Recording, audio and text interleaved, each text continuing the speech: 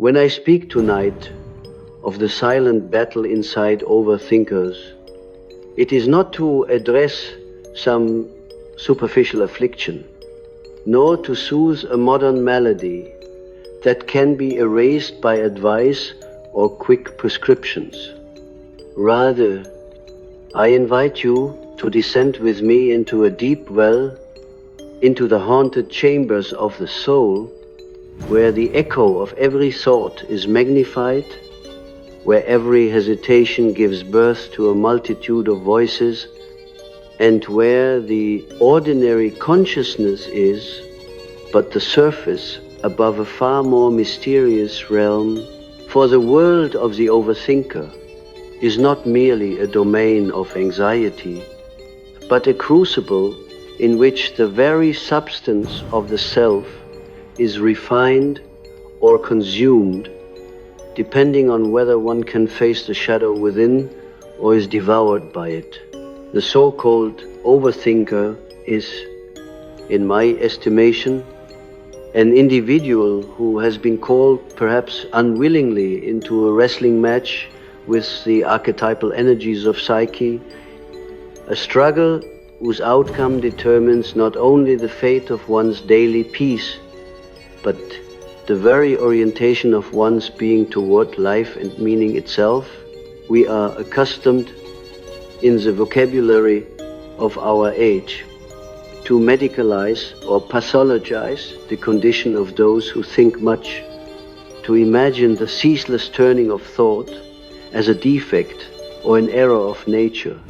But let us ask, from the perspective of the unconscious, from the hidden depths that shape and move us, what is it that compels such an endless churning of ideas? Doubts, anticipations, and regrets? What primordial voice whispers beneath the conscious chatter? What ancient image rises and falls behind the mask of reason? If we listen closely, we might sense that the overthinking mind is not an aberration, but a symptom, a signpost placed by the soul upon the road, warning of an interior conflict, yet unresolved. Like the myth of Sisyphus, the overthinker is condemned, or perhaps chosen, to roll the stone of consciousness up the hill of uncertainty, only to watch it tumble again and again into the abyss of ambiguity. Yet the story of Sisyphus, like all myths, contains a truth more profound than its surface despair. In his endless toil, there is also the possibility of awakening, for it is only through the repetition of suffering that one may discover its meaning. To overthink is, in some sense, to feel too deeply the weight of the world, to experience too vividly the responsibility of existence, and thus to be thrown with no instruction into the arena where gods and monsters wage their eternal combat. If you would understand the silent battle that torments the overthinker, you must first recognize the power of the archetypes, the primordial patterns that reside in the collective unconscious and shape our experiences. Our fears, our dreams, and our destinies. Consider for a moment the figure of the labyrinth, an ancient symbol found in every culture, woven into our stories and dreams. To the overthinker, every question becomes a labyrinth, every choice a winding path with no visible exit. The Minotaur at the center is not some external threat, but the shadow self, the sum of all we deny, repress, or refuse to integrate. It is this shadow that whispers at the edge of every thought, "You are not enough. You have missed something. You are in danger. The endless turning within the mind is an attempt to find the golden thread that will lead one out of the labyrinth, to safety, to certainty. But what is rarely admitted is that the labyrinth is not meant to be escaped. It is meant to be explored. The Minotaur is not to be slain, but understood, its gaze met without flinching. For in the moment we confront the shadow, the spell is broken, and we discover that what we feared was, in truth, a part of ourselves longing for acceptance, overthinking. In this sense, is the psyche's plea for wholeness, a desperate attempt to resolve contradictions that cannot be resolved at the level of reason alone. The silent battle is not simply a matter of faulty cognition, but a sacred drama in which the ego must relinquish its illusion of mastery and enter into dialogue with the unknown. The mind, left to its own devices, will circle endlessly around the same dilemma, unable to choose, unable to rest, because the real question is not, what should I do, but who am I? In the face of this uncertainty, it is a struggle between the part of us that wishes to know everything, to control and predict, and the deeper part that recognizes the futility of such striving.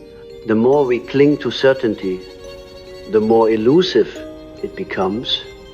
The more we demand clarity, the more opaque the world appears. This is why the overthinker so often feels alienated, not only from others, but from themselves. The modern world prizes decisiveness and action, rewarding those who move quickly, who speak with assurance, who silence doubt. But the overthinker cannot silence the internal dialogue, cannot suppress the chorus of voices within. There is always another angle, another possibility, another shadow that emerges the moment the light of understanding appears. In truth, this endless movement of thought is a reflection of the movement of the soul itself, a restless longing for unity, a yearning for the lost connection to the archetypal ground. In the language of dreams, overthinking appears as mazes, as storms, as floods that threaten to drown the dreamer. The unconscious speaks not in syllogisms, but in symbols. And the persistent anxiety of the overthinker is often an invitation to descend, to listen, to learn a new language. I recall the dream of a patient, a woman who suffered from chronic indecision and self-doubt. In her dream, she stood before a great library, its shelves stretching into infinity, each book a possible future, a possible life. She wandered the aisles, her hands trembling as she reached for one volume after another, never satisfied, always haunted by the thought that a better story, a truer path, lay just out of reach. She awoke, exhausted, paralyzed by the endlessness of her choices. What was the meaning of this dream? It was not simply a reflection of her waking fears, but a symbol of the deeper predicament of the modern soul. In a world of infinite possibilities, to choose is to close the door on all other lives, to accept mortality, to acknowledge limitation. The overthinker, in this sense, is a tragic figure, a seeker after totality, longing to be all things at once, unable to surrender to the necessity of loss. But there is a deeper lesson here. The agony of choice is not a punishment, but a call to individuation, to the task of becoming oneself, unique and irreplaceable. The library, with all its countless books, is the self in its multiplicity, and the journey through its corridors is the journey toward integration. When we overthink, we are often haunted by the fear of making a mistake, of choosing wrongly, of missing some hidden danger. But the true danger lies not in action, but in paralysis, not in imperfection, but in refusing the call to become who we are. The archetype of the hero found in every myth is not the one who knows the outcome in advance, but the one who dares to act despite uncertainty, who enters the unknown and by that very act brings meaning into being. Overthinking is a refusal of this heroic call, a retreat into the safety of endless analysis, a substitute for the courage of engagement. Yet I do not condemn this tendency, for it is born of a noble longing, the desire to avoid harm, to be certain, to be good. But the psyche is not served by safety, it is nourished by the adventure of self-discovery. Let us then consider the deeper currents beneath the surface storm of thought. Why does the overthinker return again and again to the same questions, the same anxieties, the same regrets? What draws the mind into these spiral patterns, these recursive loops that entrap and exhaust?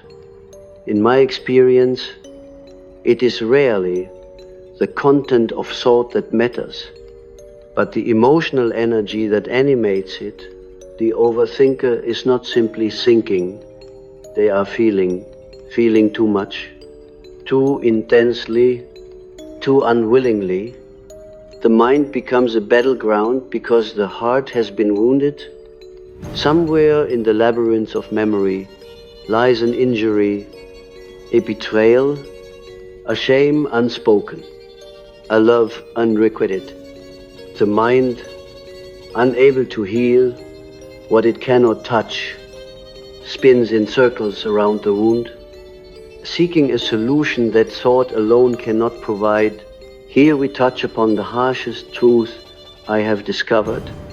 Overthinking is often a symptom of the soul's refusal to feel, a distraction from the pain that must be faced if one is to be made whole. The silent battle is not fought in the intellect, but in the depths where reason falters and only courage remains.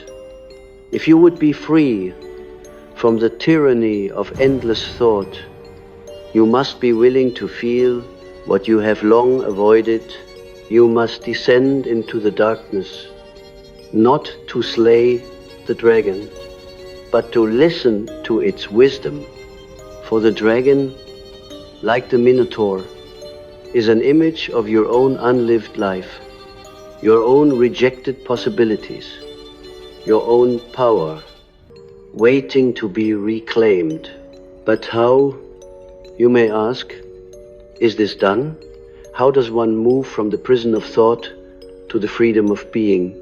There is no single answer, no formula that can be applied to all. Each journey is unique. Each soul must find its own path through the labyrinth. Yet I have observed in myself and others that the first step is always the same: to stop running from the shadow, to cease the frantic search for certainty, and to turn inward with honesty and compassion. To witness the battle within is already to change its outcome, for when we see that the enemy is not some external force, but our own divided self, we can begin the work of reconciliation. The alchemists spoke of the conjunctio, the sacred marriage of opposites, the union of spirit and matter, conscious and unconscious, light and shadow. Overthinking, in this mystical sense, is the prelude to transformation, the agony that precedes the birth of a new self. The mind must be broken open, its illusions surrendered, so that the true gold of being can emerge. This is a process of death and rebirth, symbolized in every myth, enacted in every authentic life. The silent battle inside the overthinker is thus a spiritual initiation, a call to descend, to suffer, to know, and finally to become. As I stand before you tonight, I do not offer solutions, but invitations to listen more deeply, to feel more fully, to trust that the darkness is not your enemy, but your teacher. The world will not be made safe by more thought, nor will your suffering end by knowing every answer. The only way out is through the only way forward, is inward. If you would transcend the silent battle, you must learn to befriend the silence itself, to rest in the space between thoughts, to find the still point at the center of the storm. There, and only there, will you discover the peace that surpasses understanding. And so, let us together begin this descent, this journey into the underworld of the soul, where the silent battle rages, but where, if you are willing, the greatest treasures may be found. The road ahead is long, the dangers real, but so too is the possibility of awakening, of becoming whole, of living, not as a divided fragment, but as a living symbol of the mystery at the heart of all things. You may sense already, as you stand at the threshold of this inner descent, that the path I invite you to walk is not one of mere intellectual observation, but of total participation.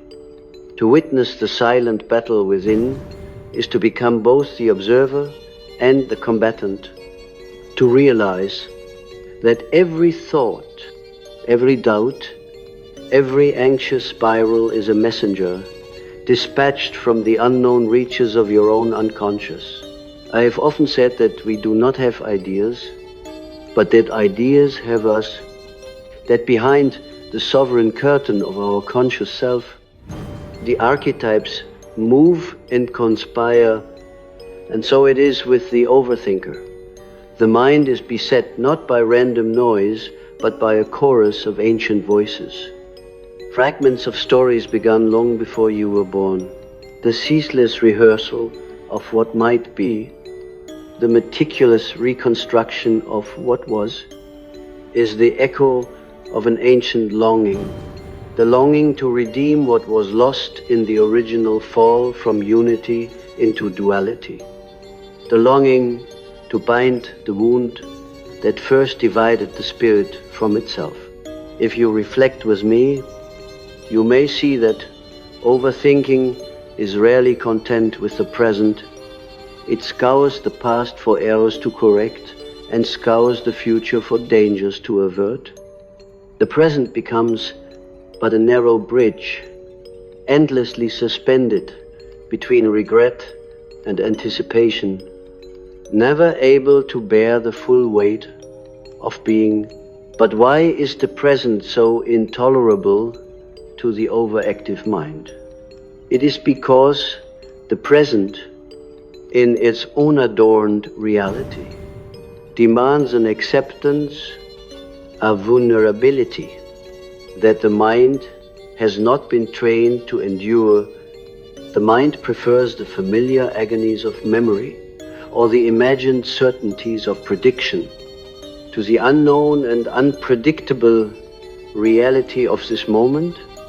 Yet it is here, in the present, that life is lived, that the self is forged, that the soul is encountered in its rawest and most transformative form. Often, when I listen to the dreams of those tormented by their own inner dialogues, I would find, hidden among the details, the image of water, sometimes a stagnant pool, sometimes a rushing river, sometimes a boundless ocean.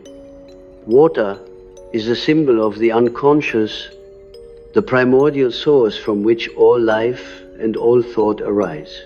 The overthinker is symbolically one who stands on the shore, gazing into the depth, afraid to plunge in, afraid to lose themselves in the formlessness, and yet unable to turn away. But the lesson of water is not avoidance but immersion. Only by entering the depths, by feeling what lies beneath the surface of thought, can one discover the life that waits beyond fear. Consider, for a moment, the mythic hero. The hero's journey always begins with a summons, a call to adventure that is at first refused, denied, or misunderstood. In the modern world, this call does not often come as a trumpet blast or an angelic visitation. It comes more often as a subtle unrest, a chronic dissatisfaction, a persistent anxiety, the very symptoms we associate with the overactive mind. The overthinker feels the undertow, senses that something is missing or unfinished, but instead of answering the summons, the mind constructs endless arguments, defenses, rationalizations. It prefers to remain within the familiar walls of habit rather than risk the peril of transformation. But no matter how sturdy the fortress, the call persists. The unconscious does not tire. The soul continues to send its messengers, whether as persistent thoughts, dreams, symptoms, or inexplicable yearnings. The silent battle is thus the struggle between the call to growth and the resistance to change. Each thought is an arrow in that conflict. Each doubt a soldier stationed at the frontier between the known and the unknown. The mind spins its webs to protect the heart from pain, but in so doing, it also walls off joy, creativity, and intimacy. I have witnessed in the lives of many who sought my counsel the cost of such defenses. The mind that is forever on guard, forever analyzing, forever predicting, becomes brittle, weary, and ultimately isolated. It is not the world that rejects the overthinker. It is the overthinker who, in defense against imagined threats, withdraws from the world, finds themselves exiled from the realm of spontaneous feeling and genuine relationship. What then is required to lay down arms in this silent war? It is not to silence the mind by force, nor to shame oneself for the complexity of one's thoughts. Rather, it is to recognize that the mind, with all its anxieties and questions, is the servant of a deeper wisdom. Every worry, every hesitation, every scenario rehearsed in the solitude of night is an encoded message from the unconscious. The task is not to conquer the mind, but to decipher its language, to learn what it is trying to tell you. In this way, the silent battle becomes a dialogue, the battlefield, a place of encounter rather than destruction. The overthinker, in the depths of their suffering, often dreams of the impossible, the perfect choice, the absolute security, the unassailable certainty that would finally end the war. But these are fantasies, mirages, that recede the closer we approach. The very act of demanding certainty is itself the enemy, for life is inherently ambiguous, and the self is made not by the avoidance of risk, but by the courageous acceptance of one's own limits. The shadow, that great antagonist within, is not content to be denied. The more you exile it, the more powerfully it returns, disguised in the very thoughts you wish to control. The only hope for peace is to make peace with uncertainty, to find in ambiguity not a curse, but a path. In the alchemical writings, the process of transformation begins with the nigredo, the blackening, the stage of dissolution and confusion, where all structures break down, all certainties are lost, and the soul is plunged into darkness. For the overthinker, this stage is familiar. The sense of being lost in a maze of thought, unable to distinguish truth from illusion, the endless analysis that leads only to despair.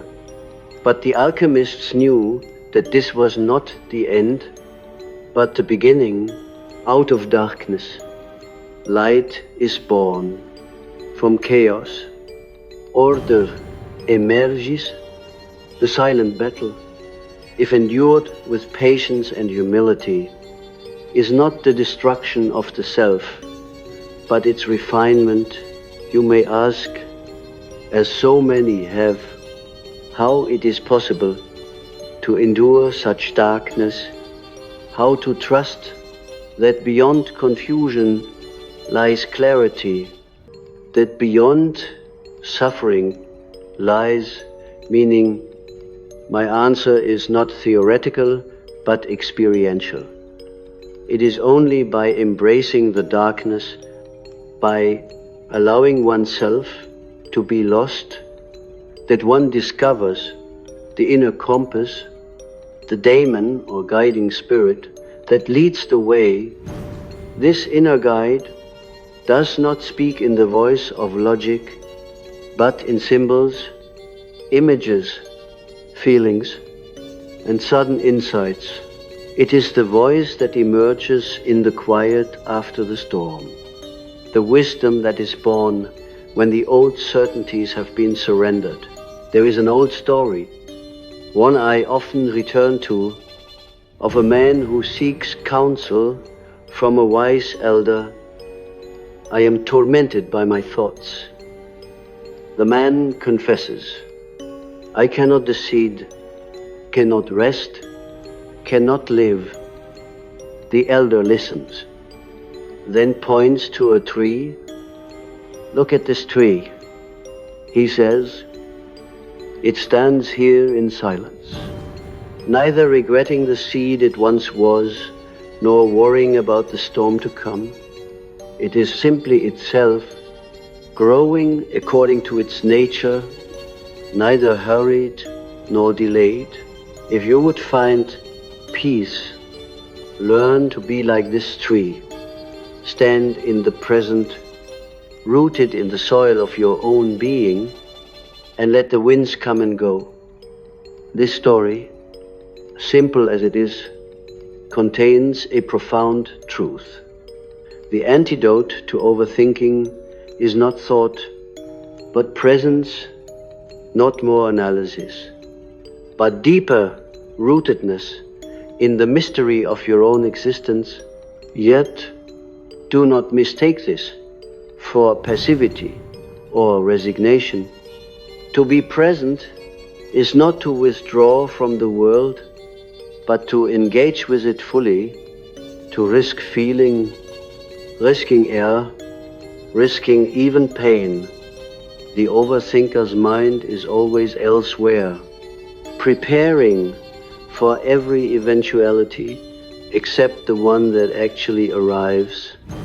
The invitation of the soul is to return again and again to this moment, to this breath, to this choice, not to abolish doubt, but to hold it with compassion, not to eliminate fear, but to walk with it as a companion. In this way, the silent battle ceases to be a war of attrition and becomes instead a path of transformation. You may find, as you practice this presence, that the thoughts which once tyrannized you lose their power. They become less like commands, more like suggestions, less like threats, more like questions. The inner dialogue softens, becomes curious rather than judgmental. You may even begin to see the beauty in your complexity, the richness of your inner world. The labyrinth, which once seemed a prison, reveals itself as a temple, a place of initiation. The Minotaur at its center is not an enemy to be slain, but a part of yourself to be welcomed home. Let us not forget that the journey toward wholeness is never complete, that every victory in the silent battle is provisional, every peace a prelude to a new conflict. The soul is not a static thing, but a living process, always in motion, always becoming. There will be days when the mind once again overflows, when doubt rises like a tide, when the battle seems lost. This too is part of the mystery. The invitation remains to turn inward, to listen, to feel, to trust, not in the mind's ability to solve every problem, but in the heart's capacity to hold every paradox. If you would heal from the tyranny of overthinking, you must become a friend to your own depths. You must learn the language of symbol and dream, must walk with your own shadow, must descend into your own darkness and discover there the seeds of your own light. This is the work of a lifetime, the journey that every soul must take, and in this work you are never truly alone, for the archetypes that shape your struggles are shared by all. The symbols that appear in your dreams are ancient and universal. The journey of descent and return is the oldest story in the world. As you leave this part of our journey together, I invite you not to seek answers too quickly, nor to resolve the battle before you have learned its lessons. Let the questions linger. Let the doubts remain unanswered for a time. Trust that in the silent spaces between thoughts, in the darkness beneath the surface of your mind, something new is growing, something essential and true, and when the time comes, when the old patterns no longer serve, you will find the courage to choose, not with certainty, but with authenticity. For that is the ultimate gift of the silent battle, not the end of thought, but the birth of a self who can think and feel and be without fear. If you listen still further, in the hush that follows honest encounter with your inner depths, you may begin to hear yet subtler voices, currents within currents, the undertow of archetypes that have shaped humanity's psyche since the dawn of consciousness. For it is not only your own pain, your own story, that stirs the overactive mind, but the sediment of centuries, the accumulated longing and anxiety of ancestors whose silent battles echo in your own dreams. We like to think ourselves as isolated egos, neatly bounded, discreet and sovereign, but the psyche is a membrane, both porous and infinite, connecting you with what has come before and what is yet to be. To overthink, in the truest sense, is sometimes to be haunted by the unfinished tasks of those who walked before you, to carry a torch lit in darkness long ago, seeking resolution to ancient dilemmas that still roam restlessly in the blood, the ancient myths, those living patterns of soul, remind us that the inner battle is never just for ourselves. Each time you step into the labyrinth of your thoughts, you walk a path trodden by countless seekers, by Theseus, by Persephone, by Christ descending into hell, by Odin hanging upon the world tree for wisdom's sake. There is a strange and subtle comfort in knowing that your suffering, your endless rehearsal of possibility and regret, is not meaningless torment, but an initiation, an ordeal that binds you to the great story of humankind's struggle with shadow and light. The patterns that ensnare your mind are not merely personal failures, but invitations from the collective unconscious, which seeks to be made conscious, to be seen, integrated and transformed through the vessel of your living attention. Let me offer you an image from the world of dreams, which so often reveals what the intellect cannot bear to face. In the dreams of those tormented by self-doubt, there appears the symbol of the mirror, or sometimes the twin, a double who follows, who mocks, who accuses or tempts. The mirror is never silent. It is a surface alive with possibility and menace.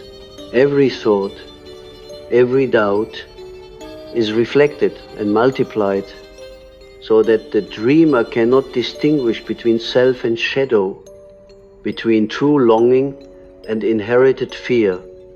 This is the landscape of the overthinker, a hall of mirrors in which certainty is always out of reach, and where every movement generates another image, another angle, another version of oneself to be negotiated or avoided. To awaken in such a dream is to realize that the way out is not through more reflection, but through turning away from the surface, away from the endless self-interrogation, and toward a deeper presence, toward the ground of being that is beneath and behind all images. How does one reach this deeper ground, this soil from which both thought and silence grow? It cannot be forced by will, nor can it be summoned by analysis alone. Rather, it must be courted, invited, awaited with humility and patience. In my work with the suffering mind, I have seen how the practice of silence, of patient contemplation, creates a vessel in which the psyche can rest and begin to heal.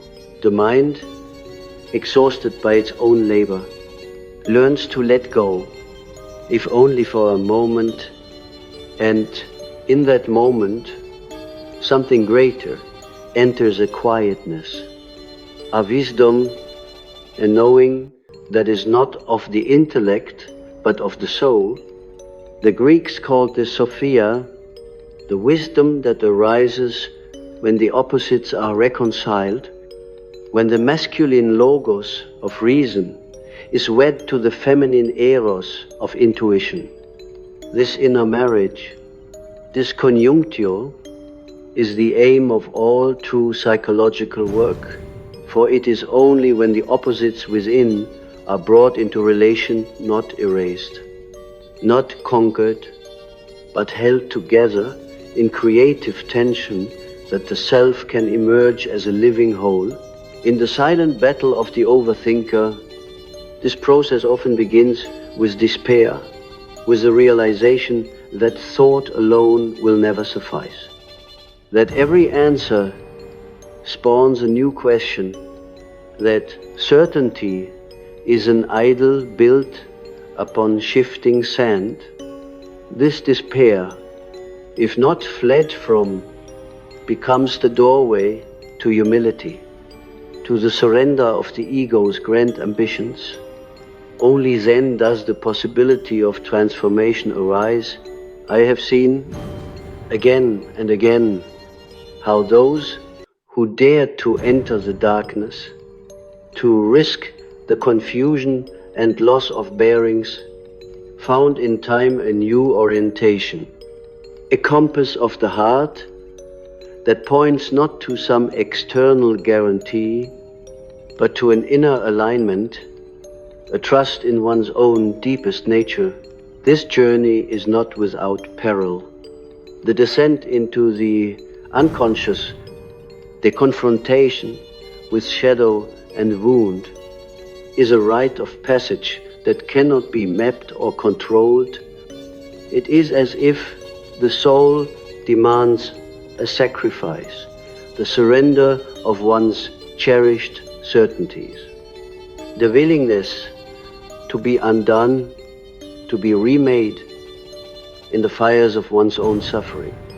Here the archetype of the wounded healer becomes paramount, for it is only by embracing your own brokenness, your own vulnerability, that you acquire the capacity to heal not only yourself, but others as well. The overthinker, once paralyzed by self-doubt, becomes, in time, the one who understands the hidden language of suffering, who can companion others through the night, who knows that the answer is not always an answer, but a presence, a willingness to stand in the unknown. If you are listening, if you are truly listening, you will notice that the tempo of this inner struggle changes as you attend to it with reverence. What once seemed a cacophony of accusation and confusion becomes gradually a polyphony, voices that, while still distinct, begin to harmonize, to form a more coherent song.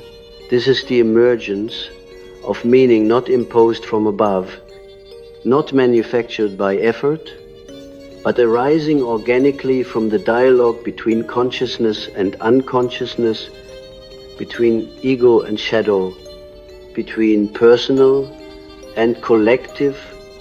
This meaning does not abolish suffering, nor does it banish uncertainty, but it imbues the battle with dignity, with the sense that your very existence is an answer to a question asked by the cosmos itself. Let us not pretend that this transformation is ever final. The cycles of anxiety and clarity, of insight and confusion will recur as long as you live. Each stage brings new challenges, new forms of the old battle. The very nature of the psyche is to oscillate between order and chaos, between what is known and what is yet to be discovered. Your task, if you choose to accept it, is not to win the war once and for all, but to become a more conscious and skillful participant in its eternal dance. The silent battle will accompany you to the end of your days. But it need not be a torment. It can become an adventure, a sacred drama, in which your unique voice adds something irreplaceable to the great chorus of being. Now, as I speak of these mysteries, I am mindful of the danger of abstraction, of allowing great words and concepts to drift above the earth of ordinary life. You may ask, how does all this help with the real pain, the real confusion that haunts my nights and days? The answer is not to be found in theory alone, but in a change of attitude, a willingness to experiment with new ways of being. In the hour of greatest anxiety, can you pause, if only for a breath, and become curious about your own fear? Can you, for a moment, see your thoughts as characters in a dream, each one with its own longing, its own message, its own claim upon your heart? Can you greet your own confusion as a friend, a companion on the road, rather than an enemy to be defeated? In doing so, you may notice a shift, not necessarily an end to anxiety, but a softening of its sharpest edges. The mind begins to play again, to imagine, to create. The images that once terrorized you become, in time, the source of insight and renewal. This is the secret the alchemist knew, that the very poison, if approached with wisdom and patience, becomes the medicine. The labyrinth you once wandered in despair becomes the very place of your rebirth. The mirror that once multiplied your doubts now reflects your growing wholeness. But this process, as I have emphasized, is not linear, nor is it predictable. The psyche moves in spirals, not straight lines. There will be setbacks, returns to old patterns, nights when the silent battle is all you can hear. This is not failure, but the natural rhythm of the soul's unfolding. Each return to the labyrinth is an opportunity to descend more deeply, to retrieve some forgotten part of yourself, to bring home another fragment of your lost inheritance. If you can hold your journey with kindness, if you can let go of the demand for perfection, you will discover in time that the silent battle is not merely something to be survived, but a crucible in which the gold of your true self is forged.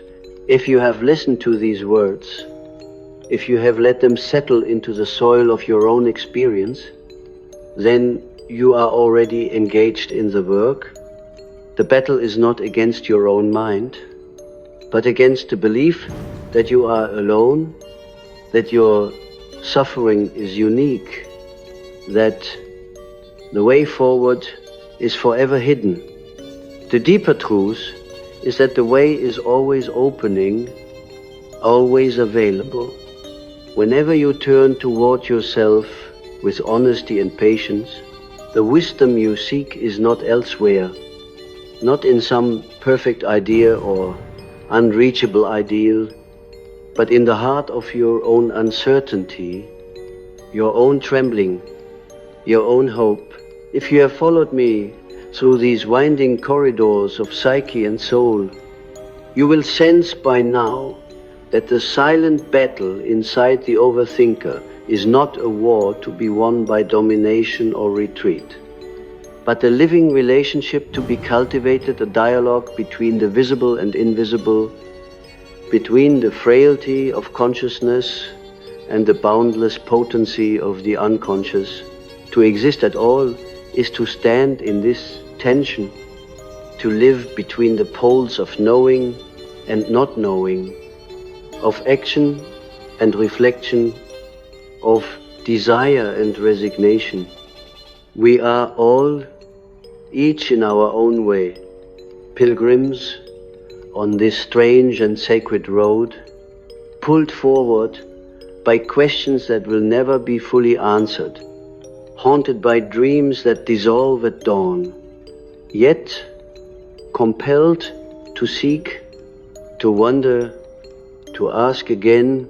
Perhaps you have noticed, as I have, that the mind's hunger for certainty is both a blessing and a curse.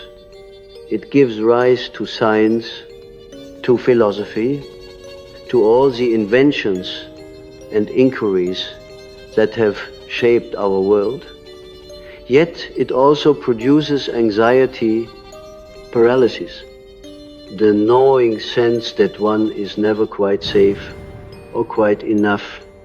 The overthinker stands at the edge of this paradox, poised between the hope that more thinking will bring relief and the dread that it never will. But what if this very impasse is itself an invitation not to escape the labyrinth of thought, but to transform it into a place of reverence and discovery? In the mythic imagination, the labyrinth is never simply a trap. It is also a womb, a temple, a place where the old self must die so that a new vision can be born. To overthink, in its deepest dimension, is to feel the quickening of life beneath the rational surface, to sense the stirrings of images, intuitions, and forgotten wounds that demand witness and care. The battle grows silent, not when the mind is empty, but when the heart has opened to receive the fullness of what is, without flinching and without demand. If you close your eyes now, just for a moment, you might sense the movement of the unconscious within you, the flicker of images, the pull of forgotten memories, the subtle ache of longing. This is not noise to be silenced, but the very voice of your own becoming. It may take the form of anxiety or longing, or the sudden return of an old sorrow. The task is not to push these away, but to turn toward them as you would turn toward a guest at your door. What has come to visit you in the night? What wisdom lies coiled in the serpent of your fear? What part of your soul waits to be acknowledged, to be welcomed home? I have often said that the gods have become diseases, that the energies once embodied in myth and ritual now find their way into our lives as symptoms, obsessions, compulsions. The overthinker is not afflicted by thought alone, but by the presence of the archetypal, those mighty patterns that seek expression, that demand to be lived and honored in the particular circumstances of your own life. You are not merely an isolated consciousness caught in an accidental tangle of neurons and chemicals. You are a living microcosm of the world, a participant in the vast experiment of soul, called to bear and transform the weight of inherited fate. This realization can be overwhelming, even frightening. The magnitude of the task, the subtlety of the forces at play, the endless recursion of question into question, all these threaten to unseat the fragile throne of the ego. But I would remind you, gently, that the soul is not a problem to be solved, nor is your suffering a punishment to be endured in isolation. You are invited always and forever to participate in the great drama of consciousness, to bring your unique experience, your unrepeatable perspective, into conversation with the living mystery that sustains all things. If you are struggling, as so many do, with the agony of indecision, the torment of self-doubt, the exhaustion of the mind that will not rest, I offer you not a cure, but an invitation. The invitation is not to try harder, nor to abandon thought altogether, but to step out of the adversarial posture, to cease treating your own mind as an enemy and instead approach it as you would approach a sacred text or a beloved companion in distress. What does your anxiety wish to say? What is the longing beneath your compulsive search for the right answer? Can you find, even for a moment, the humility to accept that you do not know and the courage to keep walking anyway? Perhaps you will find, as I have in the darkest hours, that meaning arises not from the resolution of all doubt, but from the willingness to hold the tension, to dwell in the unknown with faith that something valuable is being woven in secret. The silent battle is the crucible in which the gold of personality is refined, the theater where your particular story meets the archetypal energies of humanity, and where you become, slowly and imperfectly, the author of your own myth. The outcome is not foreordained. You are free, within the constraints of your fate, to respond, to shape, to give new form to the inheritance of your ancestors. Let me speak, before we part, to the necessity of practice, of discipline, not in the punitive sense, but as an act of love toward the self. To wrestle with the mind is not to force it into submission, but to accompany it, to listen, to allow it time and space to speak its truth. Perhaps this means taking a few moments each day to write your thoughts without censorship or correction, allowing the flow of consciousness to reveal its patterns and hidden themes. Perhaps it means returning to dreams, tending them as sacred messages from the deep, asking what images wish to be remembered, what stories wish to be retold. Perhaps it means cultivating moments of stillness, when the compulsion to answer or to fix is set aside, and you wait patiently, reverently, for the next movement of the soul to make itself known. You need not do this work alone. The path of individuation, of coming to terms with your own complexity, is illuminated by the stories of those who have walked it before you, and by the companionship of those who share your longing. Therapy, friendship, art, ritual.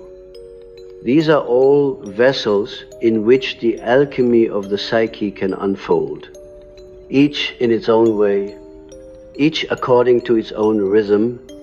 What matters is not perfection, but sincerity, not arrival, but journey. The silent battle is the music of your becoming, a song to which you alone must dance, but whose melody is heard by all who have ever struggled to be whole. As we draw this evening's reflection to a close, I invite you to let go of the need to have finished, to have conquered, to have made everything certain and safe. Instead, allow yourself to be unfinished, to remain a question, to trust that in the very midst of confusion, life is working in you, shaping you, calling you toward a greater wholeness than you can now imagine. When the mind grows restless, when doubt surges, when the silent battle threatens to overwhelm, remember, you are not lost, but in the very place where meaning is forged. Trust the process. Trust the darkness as much as the light. Trust that the self, wiser and more ancient than the ego, is always at work, drawing you deeper into the mystery of your own existence. And so, in these final moments, as the circle closes and the voices within you fall silent, I invite you to breathe, to listen, to let yourself be touched by the unseen presence that moves through all things. There is nothing more to do, nothing more to prove. The battle has not ended, but it has changed, for you have changed. You are not the same as you were when you began this journey.